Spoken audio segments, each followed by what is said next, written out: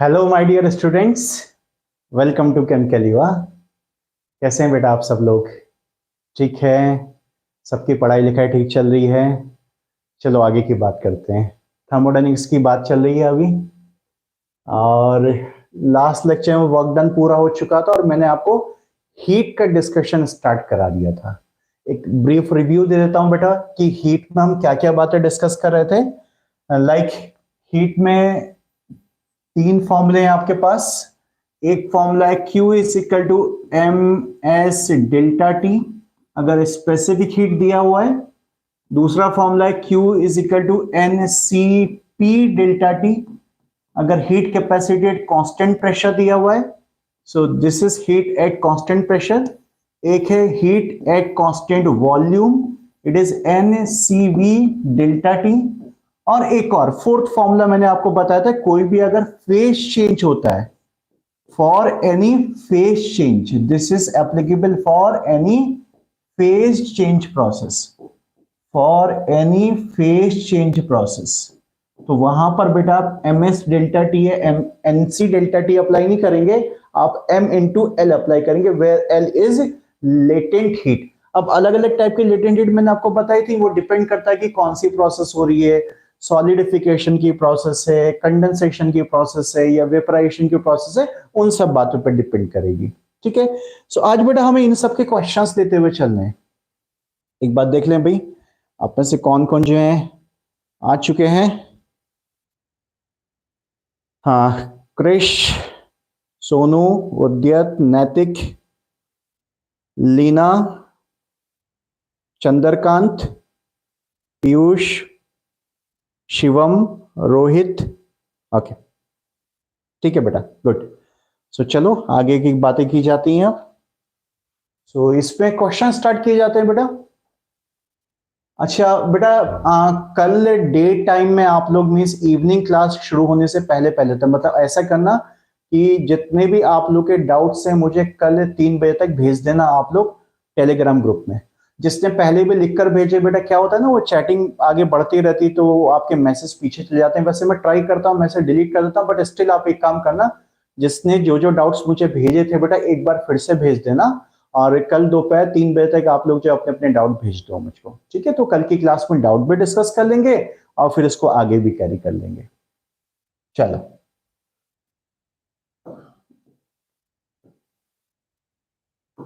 Let's start questions.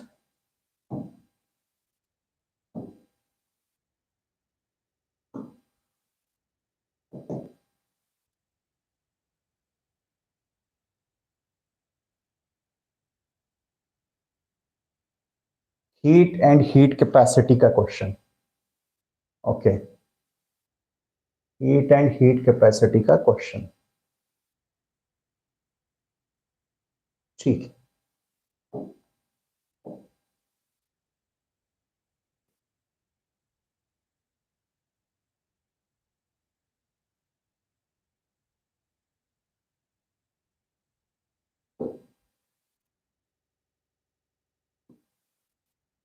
Start हो जाओ बेटा। और वाटर की हीट कैपेसिटी यहां पर दी हुई है आपको 4.18। मैं लिख देता हूं यहां पर,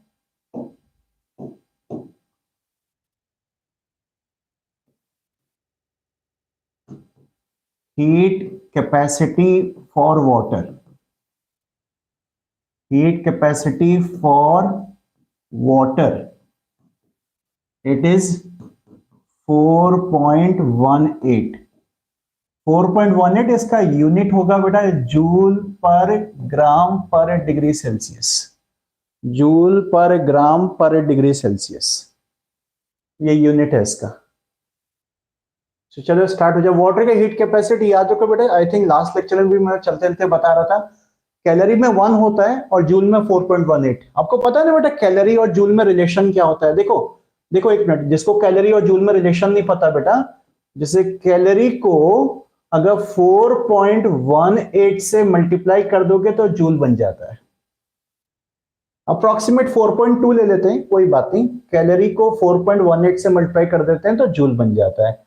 तो वाटर की हीट कैपेसिटी 1 कैलोरी पर ग्राम होती है, या जूल में कितनी हो जाएगी? ऑब्वियस सी बात है 4.18 हो जाएगी।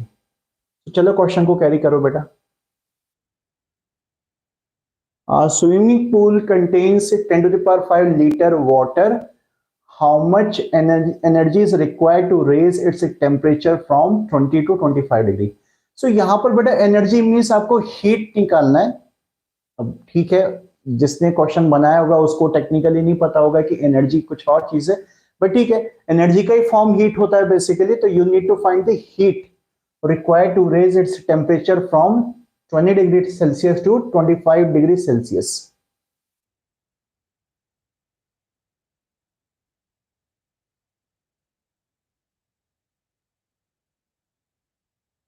बेटा डेल्टा टी, सोनू बेटा डेल्टा टी सेम होता है बेटा, चाहे केल्विन में लो चाहे डिग्री सेल्सियस में लो।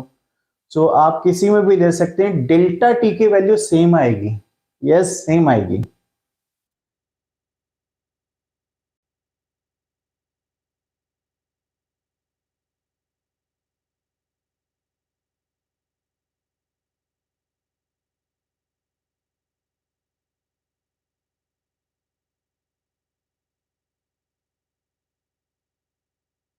सोनू क्या बेटा आप कुछ कह रहे थे क्या? ये फिजिक्स में भी है। हाँ बेटा, आपको बताया तो है कि ये चैप्टर फिजिक्स में भी है। थर्मोडाइनमिक्स तो पूरा फिजिक्स में, ये इवन ये आपका बेसिक इंजीनियरिंग का पार्ट है। आप जब कॉलेज में जाओगे, अगर आप जेई के स्टूडेंट हैं जो भी, तो जितने लोग भी बीटेक करने पहुंचेंगे बेटा, तो सबको थर्मल इंजीनियरिंग एक सब्जेक्ट पढ़ना पड़ेगा। That is the part of thermodynamics. So उसमें स्टार्टिंग में यही सारी बातें पढ़ोगे जो मैं पढ़ा रहा हूँ आपको। अच्छा, लीना का आंसर आ चुका है 2.09 इंटू 109। लीना बेटा इसको सॉल्व कौन करेगा? अप्रोक्सीमेट सॉल्व कर देते बच्चा। अच्छा, ये आपने 10 टू द पावर 9 लिखा है क्या बेटा? अच्छा, लीना ने I think 10 to the power 9 लिखा है। Okay, 2.09 into 10 to the power 9 joule. Leena answer किस में आया बेटा? जूल में आया, किलो जूल में आया? It should be joule I think. Answer आपका करेक्ट लग रहा है बेटा मुझको। 2.09 into 10 to the power 9 joule में आंसर आएगा। करेक्ट है, नहीं किलो जूल, हाँ जूल, ठीक है। 2.09 इंटू 10 पावर 9 जूल, ठीक है बेटा, बिल्कुल।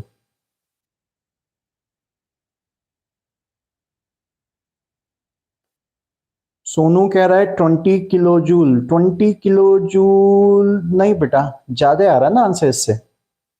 सोनू चेक करो बेटा। शिवम करेक्ट है बेटा आपका भी आंसर। लीना और शिवम दोनों का आंसर करेक्ट है। और बताओ भी, आंसर बताओ, जल्दी से बताओ यार, ये इसमें इतना क्या टाइम लग रहा है?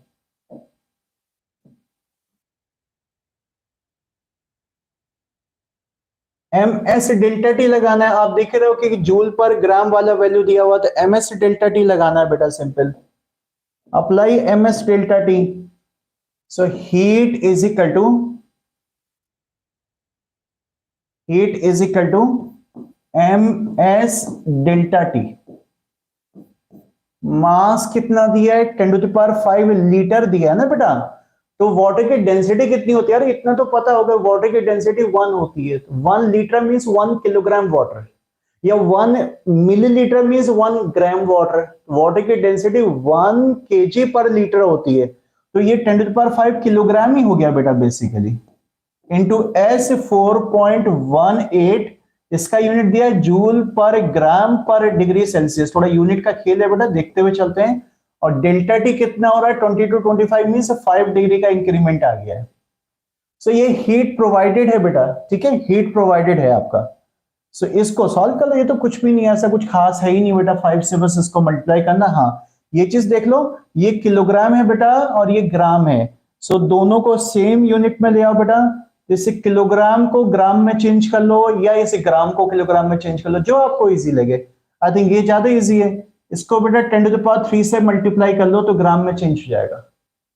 Multiply this by 10 to the power 3, तब आंसर करेक्ट आएगा। तो किसी की पावर अगर मिसमैच हो रही है तो जस्ट बिकॉज ऑफ दिस बेटा। ये 10 टू द पावर 5 किलोग्राम है, 10 टू द पावर 5 लीटर का मतलब बेटा ग्राम नहीं होता, लीटर जो है किलोग्राम के साथ कोरिलेट होगा। So the final answer is 2.09 into 10 to the power 9 joule. ठीक है, इजी था क्वेश्चन बेटा, ये तो simple straight forward formula based question था। चलो नेक्स्ट क्वेश्चन पे चले जाए बेटा। नेक्स्ट क्वेश्चन पे चलने, जिसको नोट करना है बेटा जल्दी से नोट कर लो, जिसने नोट नहीं किया फटाफट नोट करो। MS delta T, MS delta T हो गया नोट। चलो आगे चलते हैं बेटा, इसमें नेक्स्ट क्वेश्चन पे चला जाए।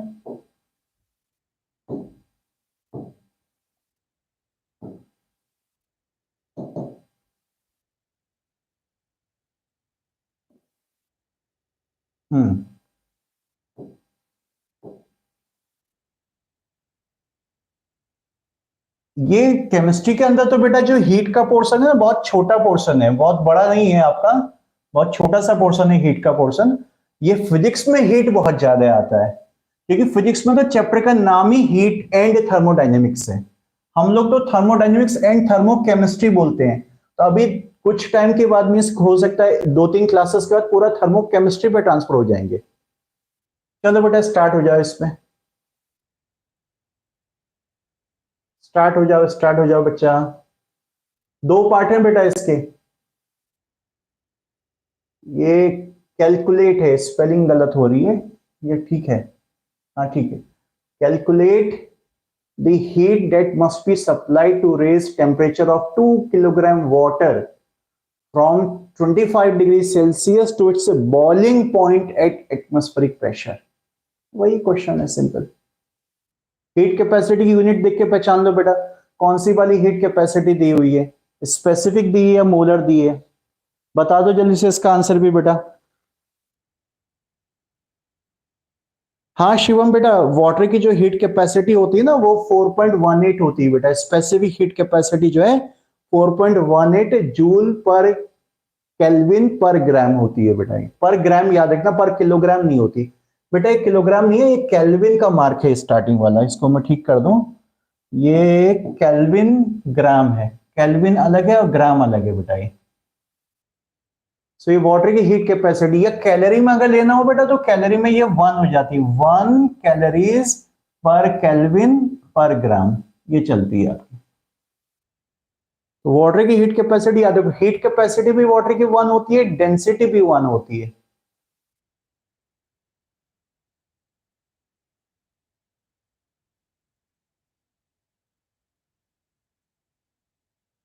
लीना का आंसर आ गया है, ओके।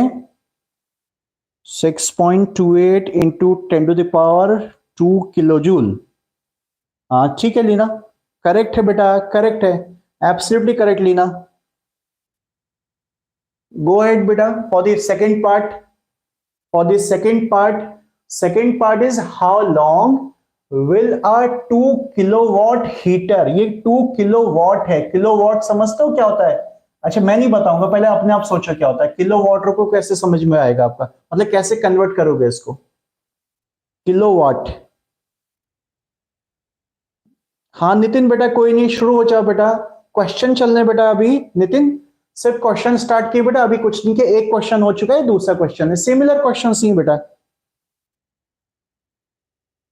हाँ शिवम ट्राई कर बेटा, थोड़ा सोच। अच्छा किलो वॉट क्या होता है? वॉट का कुछ जूल के साथ रिलेशन होता है, ये कुछ नहीं, ये क्वेश्चन मैंने खाली यूनिट का खेल है बस, कुछ भी नहीं है। सोचो सोचो, कहीं पढ़ा हो कहीं पर, इवन 9th में भी कहीं पर आता है कुछ, वॉट का रिलेशन एनर्जी के साथ क्या होता है। मैं बताता हूं नहीं तो अभी जो। अच्छा लीना का आंसर आ गया 5 मिनट 13 सेकंड के अप्रोक्सीमेट। सो 5 मिनट का मतलब हो गया आपका बेटा 314 is correct answer, correct answer बेटा। लीना एब्सोल्युटली करेक्ट आंसर है। शिवम बेटा बिल्कुल करेक्ट आंसर है, बिल्कुल करेक्ट आंसर। तो शिवम क्लियर हो गया बेटा किलोवाट? बता देता हूं देखो कैसे होता है किलोवाट। देखो बेटा, अरे कुछ नहीं बेटा, वॉट जो होता है ना यूनिट वॉट, वॉट का मतलब होता है पावर, पावर का मतलब होता है energy supplied per second. This is the energy supplied per second, means joule per second, याद रखो सीधे। Watt means joule per second, एक सेकंड में कितना जूल जा रहा है। तो ये सिर्फ एक तरह से जूल ही है डायरेक्टली, बस वो पर सेकंड वाला जूल होता है आपका। सो ये 2 किलोवाट है, तो 2 kilowatt means 2 kilo joule, it is a 2 kilo joule पर सेकेंड। किलो जूल को जूल में चेंज करना तो ठीक है, ये तो आप जानते ही, इसको आप ऐसे समझ सकते हो 2000 जूल पर सेकेंड। मीन्स जो हीटर है बेटा वो 1 सेकेंड में 2000 जूल एनर्जी प्रोवाइड कर रहा है, हीट प्रोवाइड कर रहा है, ये मतलब है इसका। ठीक है, सो अल्टीमेटली पूछा कि भाई हाउ लॉन्ग मीन्स कितना टाइम लगेगा इस हीटर को इस हीट को सप्लाई करने में। पहला पार्ट तो सबका हो गया होगा बेटा, आई थिंक पहला पार्ट तो बिल्कुल वही है बेटा जो अभी प्रीवियस क्वेश्चन कराया था। बस बॉइलिंग पॉइंट सबको पता ही है 100 डिग्री सेल्सियस होता है, एमएस डेल्टा टी लगाना है बेटा, उसमें तो कुछ खास है नहीं। तो फर्स्ट पार्ट का जो आंसर आपका आ रहा था, फर्स्ट पार्ट का आंसर था हमारे पास कितना भाई, 6.28 इंटू 10⁵। फर्स्ट पार्ट का आंसर था 6.28 into 10⁵। This is the first part answer in terms of joule.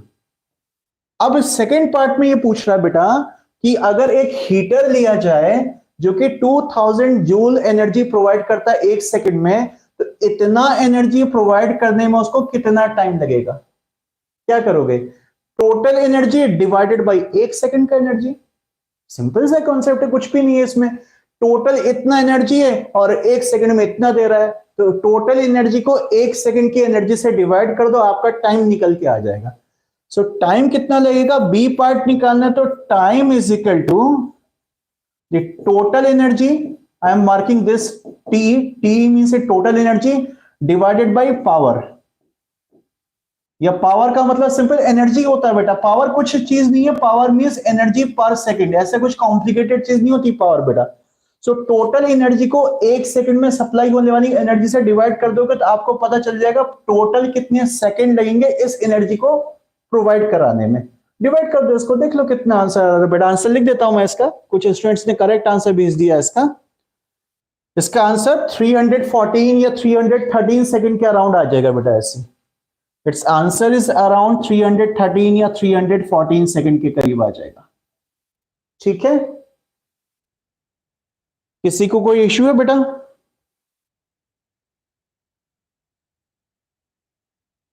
तो शिवम बेटा क्लियर हो गया बेटा? पावर का क्या होता है, वाट या किलोवाट का क्या मीनिंग होता है बेटा? नितिन क्या कह रहा है बेटा, एक क्वेश्चन अब दे रहा हूं, थोड़ा तसल्ली तो रख यार। दे रहा हूं बेटा, मुझे क्या फर्क पड़ता है, मैं तो एक साथ दे दूंगा सब जो करने तो बाकी सब कुछ जिसको नोट करना है। चलो क्वेश्चन और ले लेते हैं बेटा इसमें। मैंने आपको पहले ही बोल दिया बेटा, केमिस्ट्री के अंदर हीट के क्वेश्चंस जो है कॉम्प्लिकेटेड नहीं होंगे, सिर्फ फॉर्मूला बेस्ड होंगे। हाँ, हमारे अंदर जो हमारे सिलेबस में जो कॉम्प्लिकेशन स्टार्ट होगा, कॉम्प्लिकेशन कुछ नहीं मतलब थोड़ा सा अच्छा कॉन्सेप्ट स्टार्ट होगा, वो थर्मोकेमिस्ट्री में होगा बेटा। थर्मोडायनेमिक्स केमिस्ट्री के अंदर ज्यादा टफ नहीं आता, थर्मोकेमिस्ट्री में आएगा बहुत कुछ आपका पार्ट।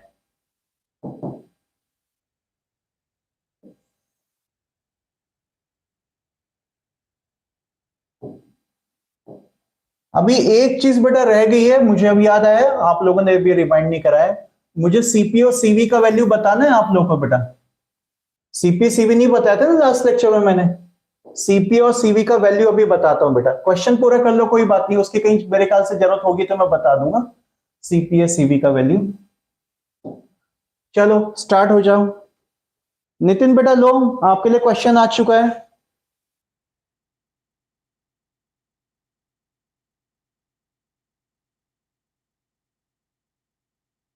चलो स्टार्ट हो जाओ बेटा, मैं हट जाता हूं, चलो साइड में हो जाता हूं थोड़ा सा।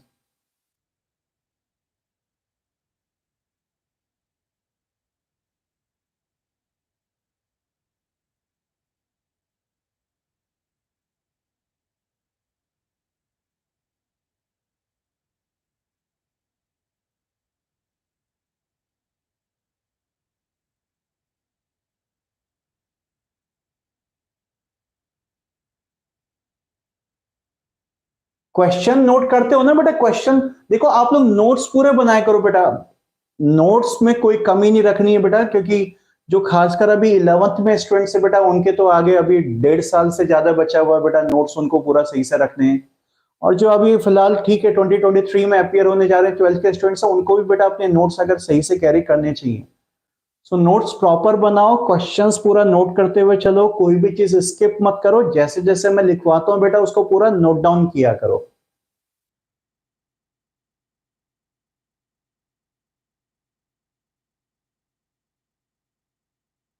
बोलो बेटा, आंसर आना शुरू हुआ तो किसी का?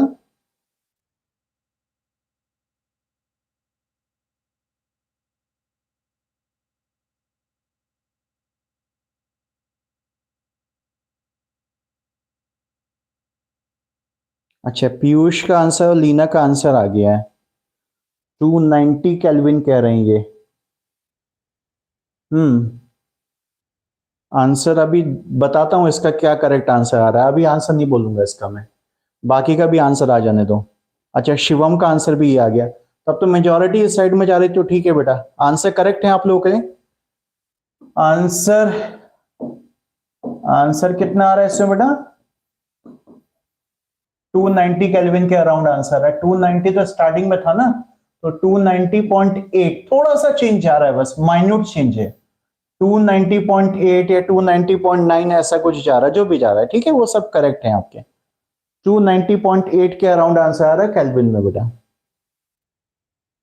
सोनू बेटा 296 नहीं बेटा, इतना ज्यादा नहीं आ रहा है आंसर, थोड़ा सा बस पॉइंट्स में जो है बेटा इंक्रीमेंट आ रहा है इसमें। नितिन क्या हुआ? अरे कर बेटा, इसमें कुछ ऐसा कुछ खास है ही नहीं। देख क्या बोल रहा है कि एक गैस है जो एक्सपांड कर रही है 3 लीटर से 5 litre. Gas is expanded from 3 litre to 5 litre. ठीक है, ये लीटर होता है, पता है ना सबको, ये यूनिट बताया था बेटा मैंने आपको गैसियस स्टेट में, against a constant pressure of 3 atm। ठीक है, अब खुद ही उसने बता दी कि ये क्यों देना चाह रहा है। उसने कहा कि work done during expansion means इस एक्सपेंशन प्रोसेस में जो भी वर्क हुआ है, जो भी काम हुआ है, that is used to heat 10 mole of water. मतलब ये वर्क जो है आगे वाटर की हीटिंग में काम आ रहा है। वर्क जो है वाटर को हीट कर, अरे work is the form of energy बेटा, आप यही मत सोचो कि सिर्फ हीट ही हीट करने का काम करती है, वर्क भी हीट करने का काम करता है। आप वर्क परफॉर्म करो, फिजिकल एक्सरसाइज करो, तो आप हीटअप हो जाओगे। आप अपने दोनों अपनी पाम को अगर रब करोगे तो अल्टीमेटली हीटअप होने लग जाएंगी। तो वर्क भी बेटा किसी चीज को हीट करने का काम करता है। हीट और वर्क ये एनर्जी की ही फॉर्म होती है बेटा। सो अल्टीमेटली यहां पर वर्क का काम है वाटर को हीट करने का, तो पहले आप वर्क निकालो, work is equal to heat लगा दो, सिंपल। यहां पर यही करना है बेटा, जितना भी वर्क है वो वर्क किस में कन्वर्ट हो जा रहा है? हीट में कन्वर्ट हो जा रहा है। Work is equal to heat. Heat means that is being used to heat the water, 10 mole water. अच्छा, वर्क कितना हो रहा है कैसे निकालेंगे? ये आपके पास कांस्टेंट प्रेशर की प्रोसेस है। अब ये तो बोला नहीं रिवर्सिबल है, तो इरिवर्सिबल लेके चलोगे। इरिवर्सिबल में मास्टर फॉर्मूला क्या लगता है? P external dot delta we. ये जो वर्क है मैग्नीट्यूड लेके चलोगे बेटा। साइन का मतलब मैंने बताया ना, साइन वैसे मैथमेटिकली कोई सिग्निफिकेंस नहीं होता, कोई कंफ्यूज मत होना सर कि ये बाय दिस सिस्टम है, ऑन दिस सिस्टम है, तो माइनस इज इक्वल टू इतना रखूंगा तो इक्वेशन बन गई, ये हो गया। नहीं नहीं नहीं, अरे वर्क 5 जूल ही होता है, मैथमेटिकली -5 जूल का कोई मीनिंग नहीं है बेटा। वो तो हमने कि डायरेक्शन के लिए प्लस माइनस लगाना सीखा है बस। So work is equal to heat, और हीट का फॉर्मूला क्या होता है? एम एस डेल्टा टी या एन सी डेल्टा टी। कौन सा लगाना चाहते हो? इसमें एस दिया नहीं है, एस हमें पता है तो आप एस लगा दो, कोई बात नहीं। M S delta T, water का एस पता ही होता है, अभी लिखा ही था आपने प्रीवियस 2 क्वेश्चंस में, एम एस डेल्टा टी। इसमें आगे बस टर्म्स रख देने हैं, पी एक्सटर्नल कितना है और डेल्टा भी यहां पर कितना है आपके पास। एक्सटर्नल प्रेशर दिया हुआ है 3 atm, external pressure is given 3 atm, ये 3 दिया हुआ है। डेल्टा भी कहां से कहां तक हो रहा है भाई? ये 5 लीटर माइनस 3 लीटर, डेल्टा जो है 2 लीटर का है। अच्छा, एक चीज देखना बेटा कि ये एटीएम और ये लीटर है, यूनिट का खेल, ये एटीएम है और ये लीटर है, और ये साइड जूल में चल रही होगी, this side will go to the joule बेटा कंप्लीटली। सो एटीएम लीटर को जूल में ट्रांसफर करना बेटा, तो डायरेक्टली काम कर सकते हो, 101 से मल्टीप्लाई कर दिया करो। आपको वैसे बेसिक भी बात बता रखी कि एटीएम को न्यूटन पर मीटर स्क्वायर में ट्रांसफर कर लो और लीटर को मीटर क्यूब में ट्रांसफर कर लो। तो जब दोनों ट्रांसफर करोगे तो ओवरऑल कट कटा के वो 101 ही बनता है। अप्रोक्सीमेट 100 याद रख लो या सीधे सीधे 101 याद रखो, 101 से मल्टीप्लाई कर देना है बस। तो यहां एमएस डेल्टा टी लगाना है बेटा। वाटर का मास कितना दिया है? वाटर का मास दिया है 10 मोल। मोल को मास में चेंज कर लो, क्या प्रॉब्लम है? मोलर मास से मल्टीप्लाई करके ये हो गया वाटर का मास कितना ग्राम। यूनिट जरूर लिखते चला करो। एस कितना होता है? 4.18 जूल पर ग्राम पर डिग्री सेल्सियस। ठीक है, ग्राम से ग्राम कट जाएगा। तो डेल्टा टी निकालना है बस आपको। यहां पर कितना हीट अप हो जाएगा, फाइनल टेम्परेचर बताना है उसका बेटा। इतना क्वेश्चन है। ठीक है, आई होप कि सबको समझ में आ गया होगा। ये कोई बहुत बड़ी चीज नहीं थी बेटा इसमें। नितिन क्लियर हो गया तुझको? चलो आगे चलते हैं बेटा। अभी एक क्वेश्चन और ले लो, ठीक है? एक क्वेश्चन और ले लो। इसमें नोट करना है किसी को तो नोट कर लो बेटा, जल्दी से नोट कर लो इस बात को। आगे चल रहे हैं इसमें, चलें।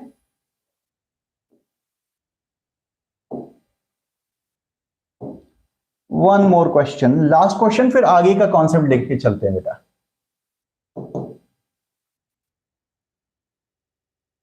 हाँ, ये क्वेश्चन सही है।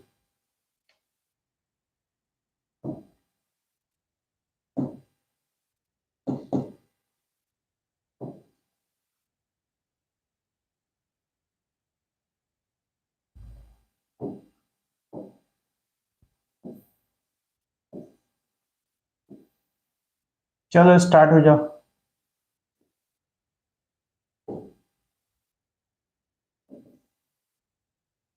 How much heat is required to change 10 gram ice at 0 degree Celsius to steam 10 gram ice को स्टीम में चेंज करना है। और लेटेंट हीट वगैरह वगैरह, लेटेंट हीट दिया है, हिंट मिल गया आपको, क्या करना है करो। 80 कैलोरीज पर ग्राम और 540 कैलोरीज पर ग्राम दिया हुआ है। 540 कैलोरीज पर ग्राम। स्पेसिफिक हीट आपको पता ही है वाटर की, जब 1 कैलोरी पर ग्राम पर डिग्री सेल्सियस होती है। आंसर भी आप कैलोरी में निकाल दो, जब कैलोरी में यूनिट चलनी तो क्या फर्क पड़ता है। ठीक है, आंसर कैलोरी में निकाल दो इसमें। चलो एक क्वेश्चन कैलोरी में भी हो जाएगा। जरा सोचो क्या करना होगा। देखो हर क्वेश्चन की वैरायटी थोड़ा थोड़ा चेंज कर रहे हैं बेटा।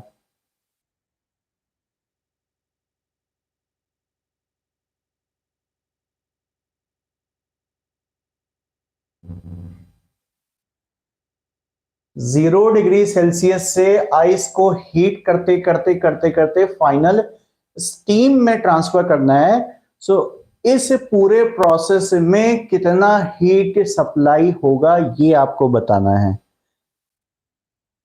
टोटल कितना हीट सप्लाई होगा ये आपको बताना है। आइस से फाइनल स्टीम बना देना है उसका।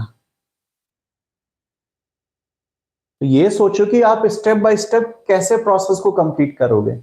पहले आइस मेल्ट होगा, मेल्ट होने के बाद फिर 0 से 100 तक हीट होगा, हीट होने के बाद फिर उसकी बॉइलिंग मींस वेपराइजेशन स्टार्ट होगा।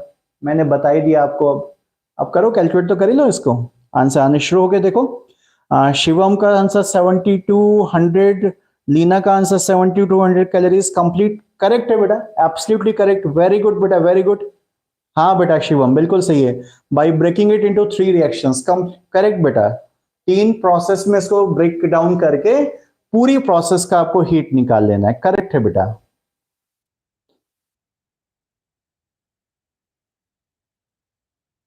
अब ये बताओ किस किस को समझ में नहीं आया, तो फिर मुझे एक्सप्लेन करना पड़ेगा भाई।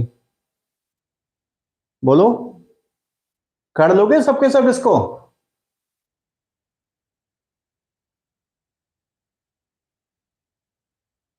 बाकी लोग का आंसर नहीं आया अभी तक? Nitin, Sonu, Piyush.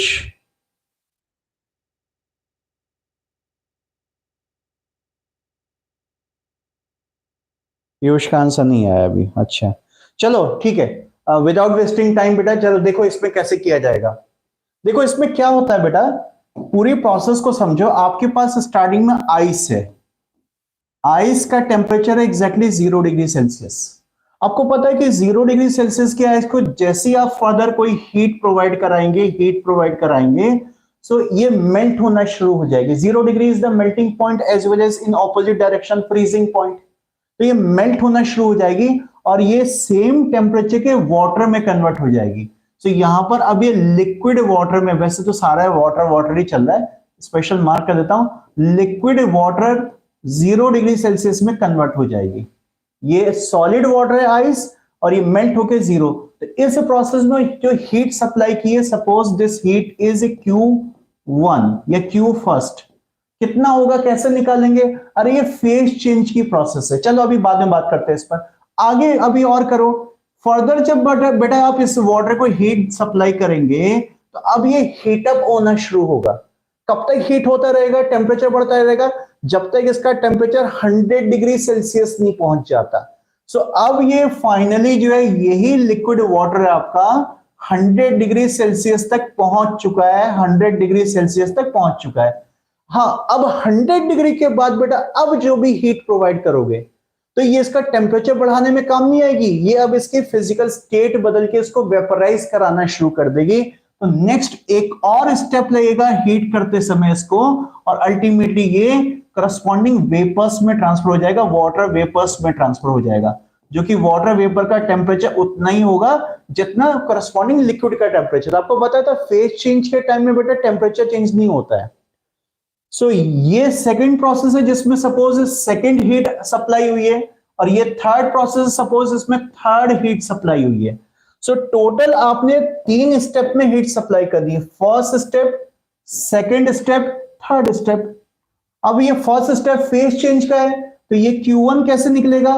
This is given by mass into latent heat. कौन सा लेटेंट हीट लगेगा? ये कौन सा? ये फ्यूजन है ना, मेल्टिंग है। मेल्टिंग को क्या बोलते हैं? फ्यूजन। फ्यूजन दिया हुआ है बेटा ऊपर, मास भी दिया, कितने मास की कहानी चली, 10 ग्राम मास की बात हो रही है। मास हमेशा 10 10 10, मास कांस्टेंट रहता है बेटा, कुछ भी कर लो किसी के साथ आप। Q2 कितना होगा? ये लेटेंट हीट नहीं है क्योंकि ये फेज चेंज नहीं हो रहा है, यहां पर पानी गर्म हो रहा है बेटा, हीट अप हो रहा है।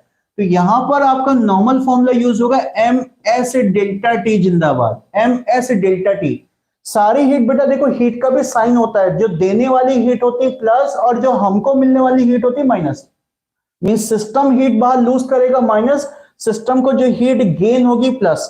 तो ये ML ये आपने प्रोवाइड की प्लस, MS डेल्टा टी ये भी आपने प्रोवाइड की प्लस में यूज करोगे। और Q third again phase change है बेटा, वेपराइजेशन हो रहा है, तो यहां पर लगेगा mass into latent heat of vaporisation, ये भी बेटा प्लस में चलेगा। बस तीनों को ऐड कर दो, सिंपल, सबका तीनों का साइन भी प्लस है, साइन के साथ प्रॉपर ऐड करना होता है। वैल्यू सब कुछ दिया है, लेटेंट हीट, दोनों लेटेंट हीट दिए हैं और स्पेसिफिक हीट भी दी है। टेम्परेचर आपको पता है 0 से 100 हो रहा है यहाँ पर, ये तो बहुत इजी हो गया, बस सॉल्व कर करके बहुत इजी सॉल्व हो जाएगा। ये 70 to 100 कैलोरीज इसका आंसर आ रहा है, 70 to 100 कैलोरीज इसका आंसर आ रहा है। ठीक है बेटा, ओके, ठीक है बेटा। हाँ, बाकी लोग का कुछ और का भी आ गया, सोनू का भी आंसर आ गया, ठीक है। चलो बेटा, हीट की बात होगी, मैं थोड़ा सा आपको स्पेसिफिक हीट कैपेसिटी जो CP/CV था ना बेटा, इनकी जरा वैल्यू बता दो फटाफट। किसी को नोट करना है बेटा तो जल्दी से नोट करो, इसको जल्दी से नोट करो बेटा, ज्यादा टाइम नहीं बेटा, जल्दी से नोट डाउन कर लो इसको। मैं आगे चलना बेटा, बाद में फिर वीडियो को, नहीं तो फिर आप रिव्यू कर लेना वीडियो का, बाद में देख लेना अगर कुछ मिस हो जाए तो। देखो, हीट कैपेसिटी CP और CV का बेटा वैल्यू रह गया था। पहले तो मैं आपको एक और चीज बता दूं, देखो CP और CV में एक रिलेशन होता है, सबके सब बहुत ध्यान से सुनेंगे, इस चीज को एक एक्स्ट्रा नोट की फॉर्म में लिख सकते हैं। वैसे तो ये हीट का ही आर्टिकल है, उसी में एक इंपॉर्टेंट पॉइंट है बेटा ये आपका। देखो क्या होता है, CP और CV का जो रेशियो होता है, आपको पता है CP क्या, CV के बार बार बोलने की जरूरत नहीं बेटा, इन दोनों का जो रेशियो होता है इसी को गामा कहते हैं। याद है गामा कहां यूज किया था? अरे एडियाबेटिक प्रोसेस में PV to the power gamma, और बोला था कि बेटा आगे बताऊंगा गामा का मतलब क्या होता है। तो gamma is the ratio of heat capacities. कौन कौन सी हीट कैपेसिटीज? कांस्टेंट प्रेशर वाली हीट कैपेसिटी और कांस्टेंट वॉल्यूम वाली हीट कैपेसिटी का जो रेशियो है उसी को गामा कहा जाता है बेटा। ये गामा कहां यूज हुआ था, यहां लिख देता हूं, ये यूज किया था हमने PV to the power gamma is equal to constant, जो एडियाबेटिक प्रोसेस की हमने इक्वेशन यूज की थी। या वहां पर वर्क डन निकल के आया था P1 V1 minus P2 V2 by gamma -1, तो गामा ऐसे निकाल सकते हो, CP CV का वैल्यू पता होना चाहिए, अभी बता रहा हूं। और एक और रिलेशन होता है बेटा, एक और रिलेशन, ये आपकी जो मोलर हीट कैपेसिटी है ना बेटा, CP माइनस CV, इनका जो डिफरेंस होता है ये हमेशा कांस्टेंट होता है, डिफरेंस हमेशा कांस्टेंट होगा, it is always R, gas constant के इक्वल होता है। गैस की दोनों हीट कैपेसिटीज का जो डिफरेंस है that is equal to gas constant.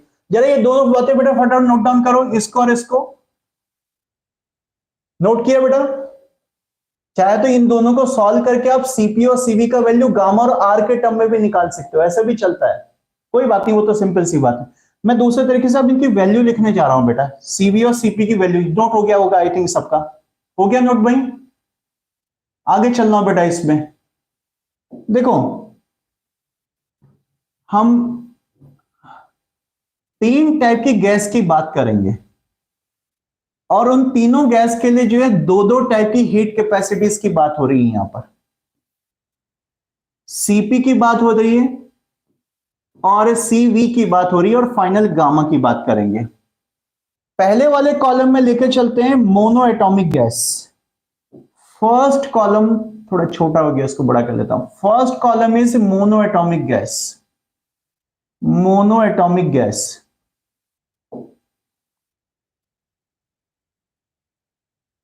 यहां लिख दो मोनो, सबके सब टेबल बना लो बेटा ऐसे, mono atomic gas, mono atomic gas. अरे मोनो एटॉमिक समझते हो, जिसमें एक ही एटम होता है। मोनो एटॉमिक गैसेस कौन कौन सी होती हैं, जैसे हीलियम हो गया, नियॉन हो गया, आर्गन हो गया, these are called as mono atomic gases.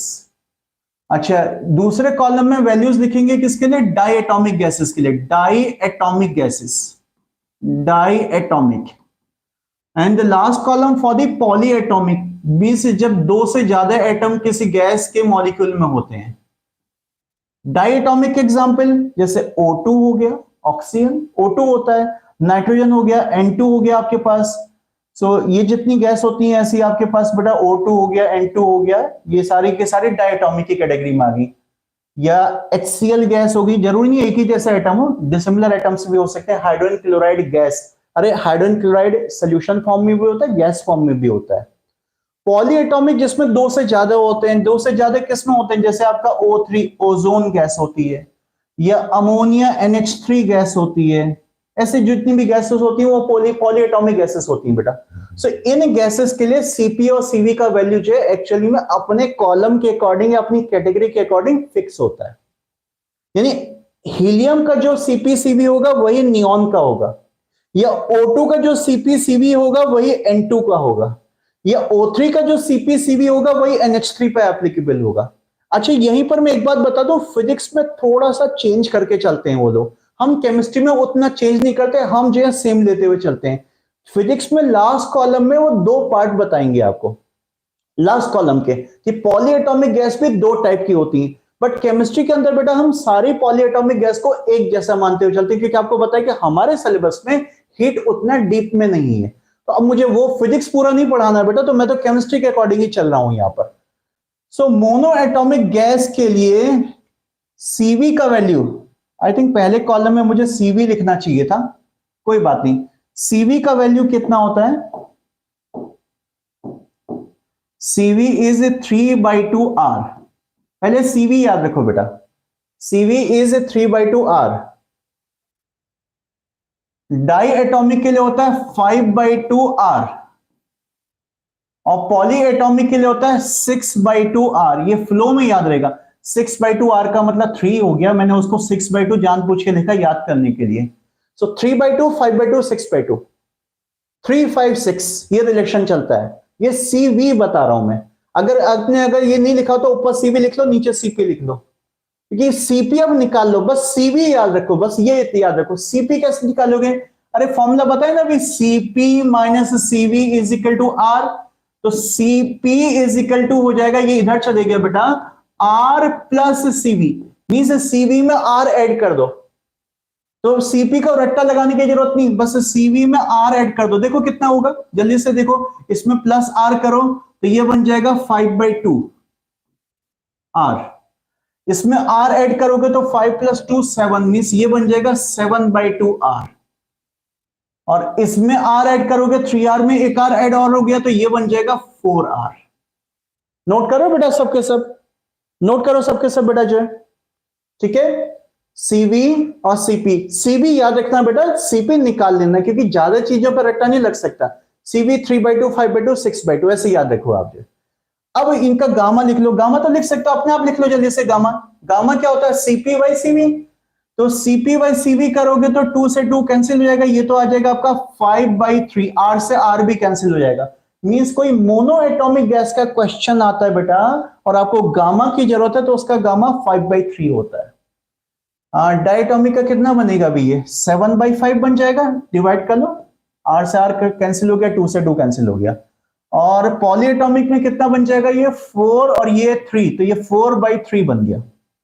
बस ये था, मतलब मैं बेटा इनको समझाने नहीं चाह रहा हूं, आई थिंक फिजिक्स में शायद इनका डेरिवेशन भी है कहीं पर, ये कैसे कैसे निकाली जाती हैं, मुझे बहुत ज्यादा याद नहीं आ रहा है, मैं भूल रहा हूं। बट एनीवेज फिजिक्स में मैटर फिजिक्स का रहा। केमिस्ट्री में तो बेटा बस इतना है कि मैं वैल्यू आपको डायरेक्ट बता दी और कुछ नहीं है बेटा। नोट कर लो बेटा जल्दी से इसको।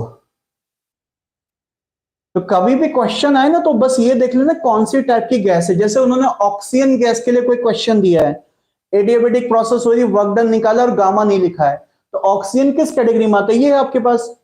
तो ऑक्सीजन के लिए गामा 7/5 यूज होगा बेटा।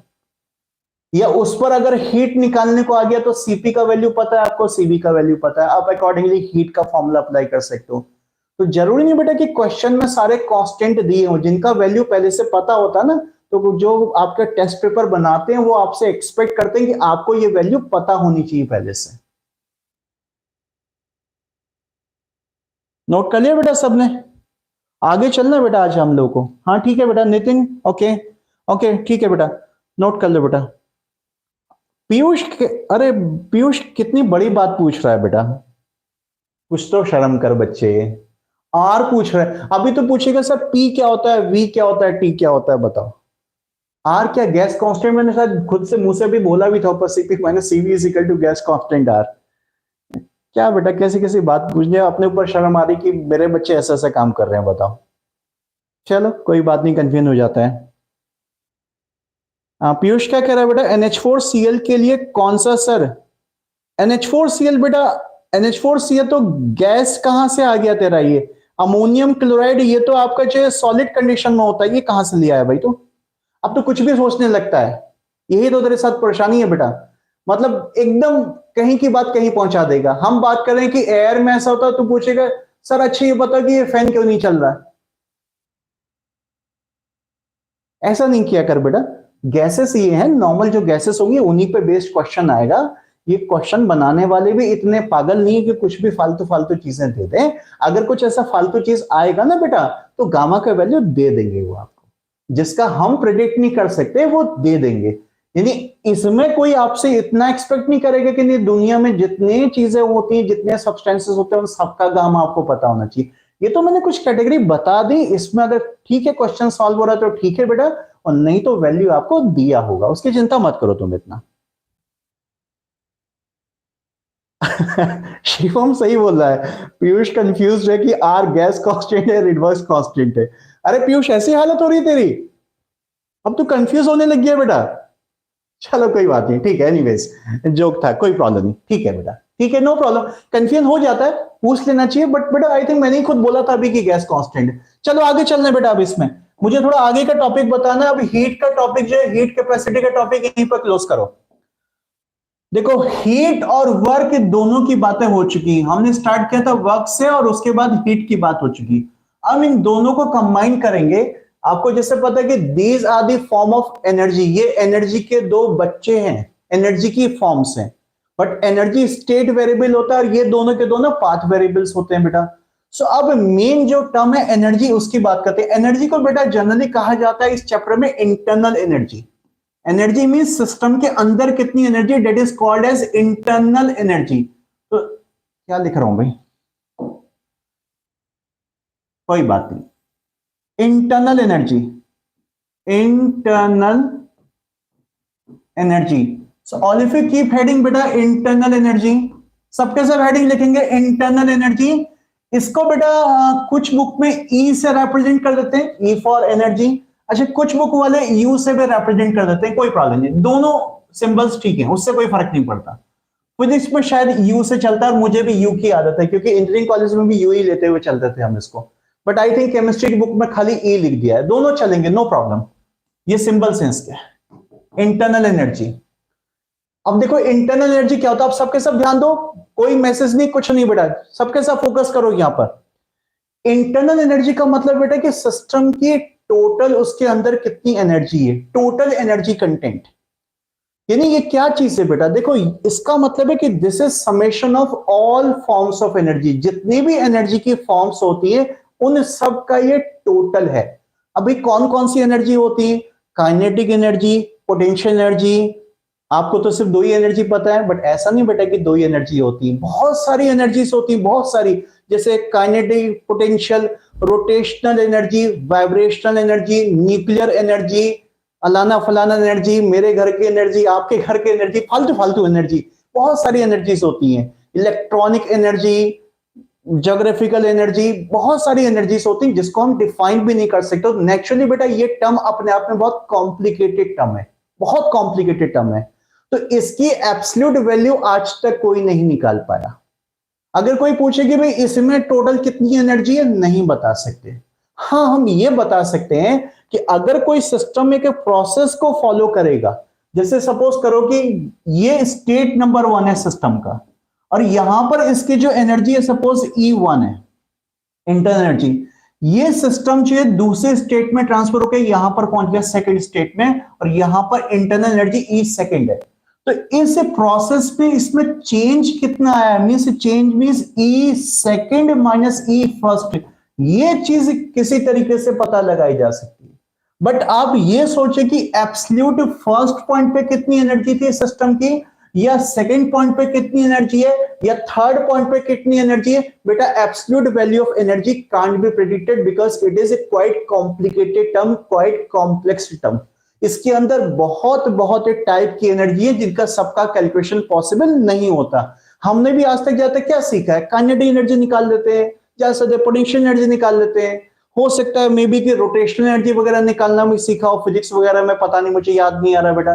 बाकी कहां एनर्जी हम लोग इतनी कैलकुलेट करते हैं, वाइब्रेशनल एनर्जी कैसे निकलेगी, न्यूक्लियर एनर्जी कैसे निकलेगी, इलेक्ट्रॉनिक एनर्जी कैसे निकलेगी, वो सारी फॉर्म ऑफ एनर्जी का कोई फॉर्मूला वेल डिफाइंड नहीं है बेटा जो है। So this is quite complex term, quite complicated term. So पहले इंटरनल एनर्जी की डेफिनेशन सबके सब लिखेंगे, चलो लिखना शुरू करो जल्दी से इसको बेटा। It is a total energy content, it is a total energy content that means summation of all type of energies, summation of all type of energies of system, summation of all type of energies of system,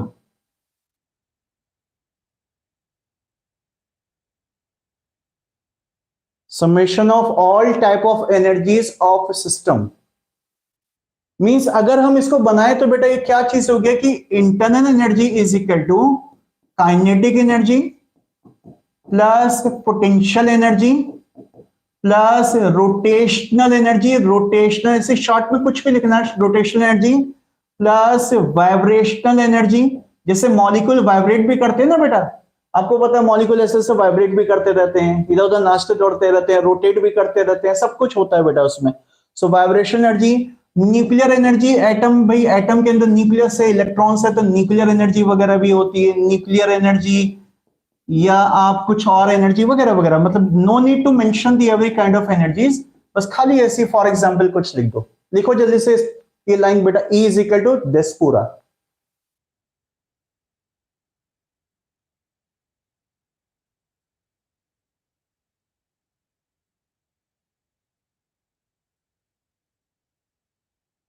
हाँ, translational energy, सही कह रहा पीयूष बेटा, जो भी energy है बेटा हमें तो फोकस करना नहीं है, तो जस्ट कैजुअली कुछ भी 2-3 नाम लिख लो इसमें आप जो। अब लिखा बेटा, नेक्स्ट स्टेटमेंट लिखेंगे, जल्दी से नेक्स्ट स्टेटमेंट लिखेंगे बेटा। Absolute value of total, sorry, absolute value of internal energy, absolute value of internal energy can't be calculated, can't be calculated. However, change in internal energy, change in internal energy during a process, during a process can be predicted, during a process can be predicted or you can say calculated, एक ही बात है, during a process can be calculated. Note किया बेटा सबने? ठीक है। सो जैसे मैं आपको समझाया था कि हम डेल्टा ई निकाल सकते हैं, इसमें चेंज कितना हुआ ये किसी तरीके से निकाला जा सकता है। चलो इसकी निकालना कैसे होगा ये अभी बात करेंगे, क्या चीज होती है आपका। अब देखो क्या होता है बेटा, कैसे निकाला जाता है, मैं पहले इसको बता देता हूं फॉर्मूला, आगे चल के इसको प्रूफ भी कराऊंगा, आगे चल के, आज नहीं करेंगे। जैसे मैं कभी ऐसा बोलता हूं तो आगे बताऊं, जैसे गामा को छोड़ के बोला था आगे बताऊंगा। इसके बारे में जो मैं फॉर्मूला लिखने जा रहा हूं, अभी कोई ये नहीं पूछेगा कि सर ये फॉर्मूला कैसे आया है, वो आगे कुछ और टॉपिक आएंगे वहां से रिलेटेड है, तो फॉर्मूला पहले ही यूज हो रहा है बेटा। देखो डेल्टा ई क्या चीज होता है, साइंटिस्ट ने क्या इसमें ऑब्जर्व किया कि किसी सिस्टम की जो चेंज इन इंटरनल एनर्जी है that is equal to heat exchange by the system at constant volume, heat exchange by the system at constant volume.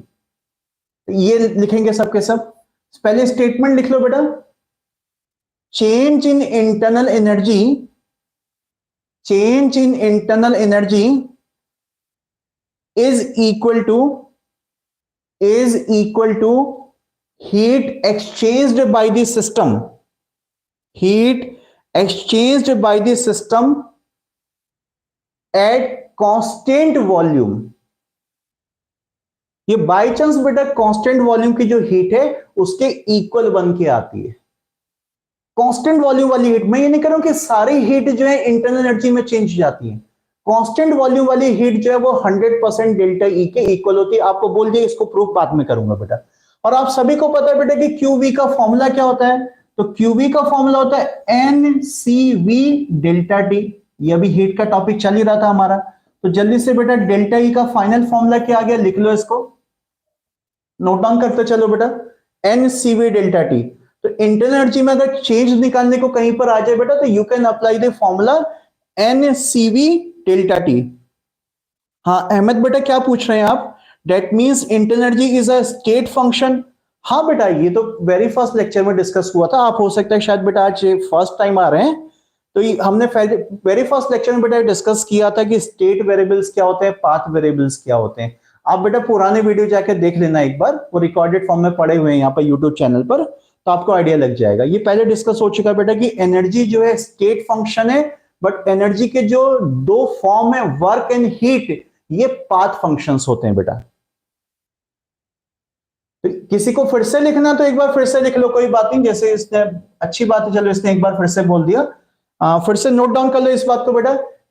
Internal energy is a state variable, internal energy is a state variable. Point लिखते चलो बेटा, internal energy is a state variable.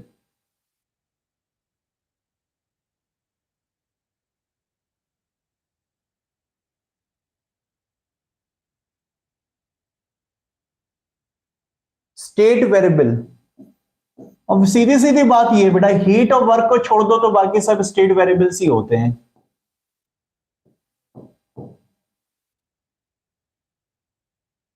अच्छा next point भाई, अब एक बहुत important बात सुनो बेटा, किसी गैसियस सिस्टम से रिलेटेड, फॉर एनी गैस और गैसियस सिस्टम, इसकी जो इंटरनल एनर्जी होती है बेटा, it is the function of temperature. Means ये सिर्फ टेम्परेचर पर डिपेंड करती है। ये देखा गया, प्रैक्टिकली प्रेडिक्टेड पॉइंट है ये आपका, कि किसी भी गैसियस सिस्टम की जो इंटरनल एनर्जी होती है वो जब तक टेम्परेचर चेंज नहीं होगा तब तक चेंज नहीं होने वाली। मींस अगर गैसियस सिस्टम कोई प्रोसेस फॉलो कर रहा है और वो आइसोथर्मल प्रोसेस है, मींस टेम्परेचर कांस्टेंट है, तो टेम्परेचर कांस्टेंट है तो अल्टीमेटली एनर्जी भी कांस्टेंट रहेगा, और यू कैन से उसका डेल्टा ई क्या हो जाएगा, डेल्टा ई जीरो हो जाएगा। सो जरा इस बात को पॉइंट लिखेंगे बेटा, for any gaseous system,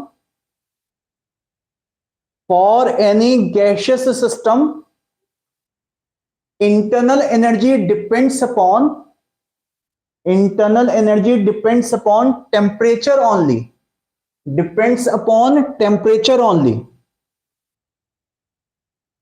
Hence for isothermal process, for isothermal process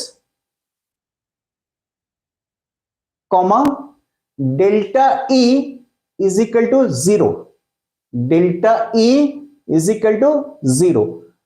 थोड़ा ध्यान देना बेटा, मैंने बोला है फॉर गैसियस सिस्टम, इसको अंडरलाइन करेंगे सबके सब, फॉर गैसियस सिस्टम, क्योंकि इस पॉइंट का कुछ लोग बहुत गलत फायदा उठाते हैं। गलत फायदा मींस गलत जगह यूज करते हैं। मैंने किसी सॉलिड या लिक्विड सिस्टम के जैसा नहीं बोला बेटा। अब वो बात ठीक है कि जनरली हमारे सिलेबस में केमिस्ट्री के अंदर जो क्वेश्चंस आते हैं वो गैसियस सिस्टम के आते हैं, बट जरूरी नहीं है ऐसा, हो सकता है कुछ और सिस्टम दे दे, तो बी केयरफुल बेटा। अगर गैस से रिलेटेड बात हो रही है, पिस्टन सिलेंडर सिस्टम की बात हो रही है, तो आप ये पॉइंट अप्लाई कर सकते हो, ठीक है। ये कहानी होगी भाई हमारे पास इंटरनल एनर्जी की। इंटरनल एनर्जी पे कोई और डिस्कशन नहीं, कैलकुलेशन इसका कुछ नहीं करा रहा हूं, क्योंकि कैलकुलेशन तो इसका हीट वाले ही हो गया, हीट वाले क्वेश्चन हो जाएंगे बेटा, कोई नई चीज नहीं। अब इसी को यूज करके आगे कहानी को बढ़ाना है, थोड़ा सा कहानी को आगे बढ़ाते हैं बेटा। किसी को कोई डाउट है तो पूछो जल्दी से, किसी को कोई डाउट है यहां तक तो पूछो बेटा। अभी तो कुछ हुआ ही नहीं, ऐसा कुछ क्या डाउट होगा इसमें।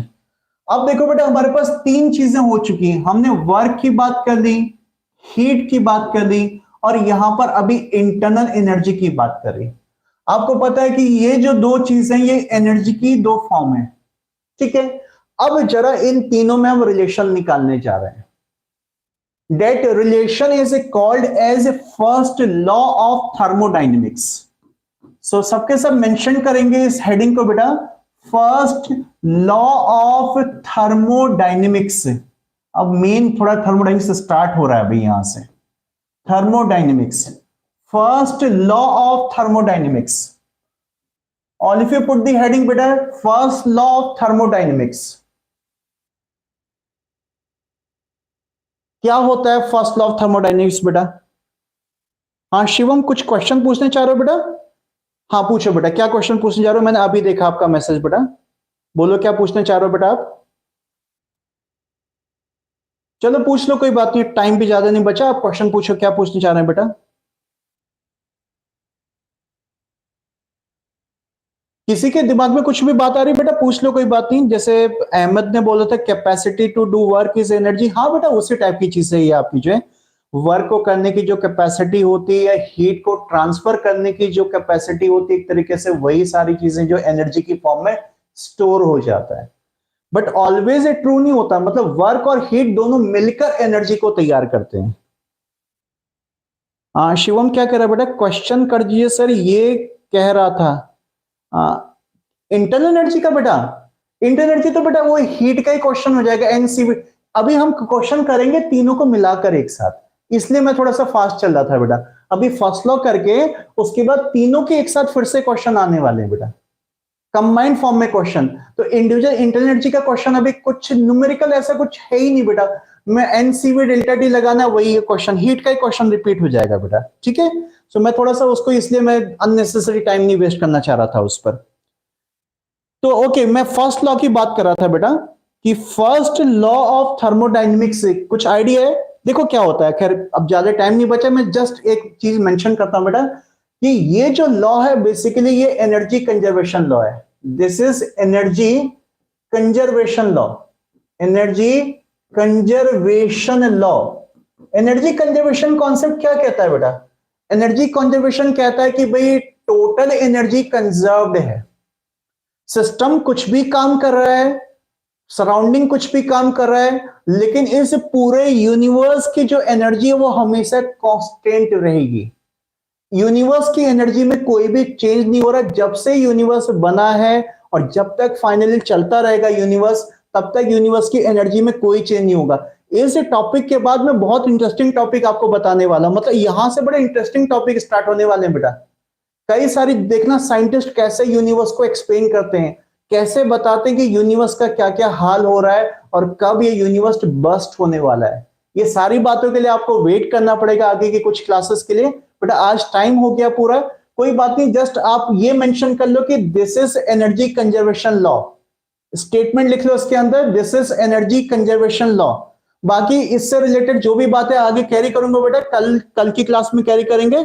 और कल की क्लास के लिए जैसे मैंने बता दिया कि बेटा जिनको जो डाउट है वो डाउट बेटा टेलीग्राम ग्रुप में आप मुझे कल दोपहर तक सेंड कर दो बेटा, 3 बजे तक। तो उसके बाद फिर मैं जो भी 4 5 10 डाउट आपके इकट्ठे होते हैं मैं बता दूंगा यहाँ पर।